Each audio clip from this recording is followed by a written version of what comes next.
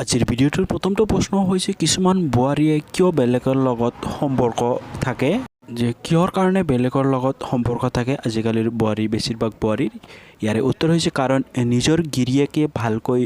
চলিব নোৱাৰে বাবে সেইকাৰণে বেলেগৰ লগত সম্পৰ্কটো গঢ়ি যায় বা গঢ়ে বোৱাৰীজনীয়ে। নেক্সট প্ৰশ্নটো হৈছে ছোৱালীয়ে কি ৰঙৰ পেণ্ট বেছিকৈ পিন্ধে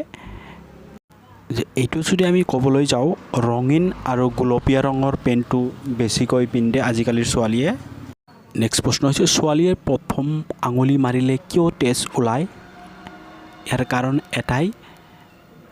এইটো কাৰণত তেজখিনি ওলাই যায় কাৰণ গীতাখনৰ ফুটাটো সৰু হৈ থাকে বাবে তেজখিনি ওলাই যায়। নেক্সট প্ৰশ্নটো হৈছে পুৰুষতকৈ মহিলাৰ ছেক্স কিমান গুণ বেছি ইয়াৰ উত্তৰটো হৈছে পুৰুষতকৈ মহিলাৰ ছেক্স কিমান গুণ বেছি হৈ থাকে 6 গুণ বেছি হৈ থাকে।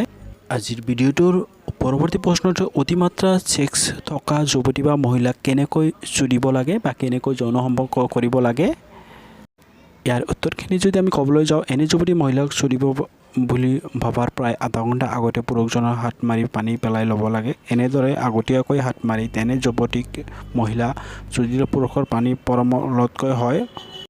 আৰু দীৰ্ঘ সময়লৈকে তেনে যুৱতী বা মহিলাক চুদি ঠাণ্ডা কৰিব পৰা যায় বা উত্তেজনাটো কমাব পৰা যায় সেই ছোৱালী বা বোৱাৰীক যে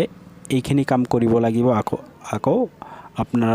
যিকোনো ছোৱালী এজনৰ লগত বা বোৱাৰী এজনৰ সম্ভৱ কৰিব গ'লে। আজিৰ পৰৱৰ্তী প্ৰশ্নটো হৈছে পুৰুষে হাত মাৰি আৰু মহিলাই আঙুলি মৰাৰ পিছত কি কৰিব লাগে যে ইয়াৰে উত্তৰখিনি হৈছে এইখিনি কাম কৰিব লাগে পুৰুষে বা মহিলা কামখিনি কৰাৰ পিছত হাত মৰা বা আঙুলি মৰাৰ পাছত পলম নকৰিব পেচাব কৰিব লাগে কিয়নো এনে নকৰিলে পেচাবৰ পথত বিভিন্ন বীজাণু সংক্ৰমিত হ'ব পাৰে আৰু বিভিন্ন যৌন ৰোগৰ ভুগিব পাৰে সেইকাৰণে পেচাব কৰাৰ কামখিনি কৰাৰ পিছত এই কামখিনি কৰিব লাগে। আজিৰ ভিডিঅ'টোৰ প্ৰথমটো প্ৰশ্ন হৈছে কিমান বয়সৰ মহিলাৰ পানী একেবাৰে চাফা আৰু বগা হয়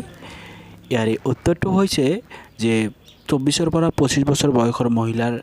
পানী একেবাৰে বগা আৰু চাফা হয়। নেক্সট প্ৰশ্নটো হৈছে কেনেকুৱা গাভৰু ছোৱালী আপোনাৰ লগত কৰিব বিচাৰিলে কি ইংগিত দিয়ে জানেনে বাৰু আপুনি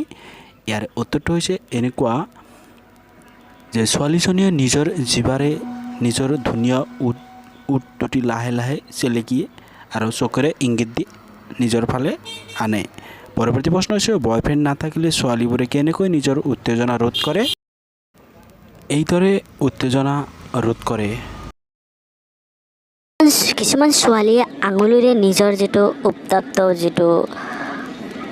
উত্তেজনা সেইটো থামাই আঙুলিৰে আৰু কিছুমান শাক পাচলি ব্যৱহাৰ কৰে। নেক্সট প্ৰশ্ন হৈছে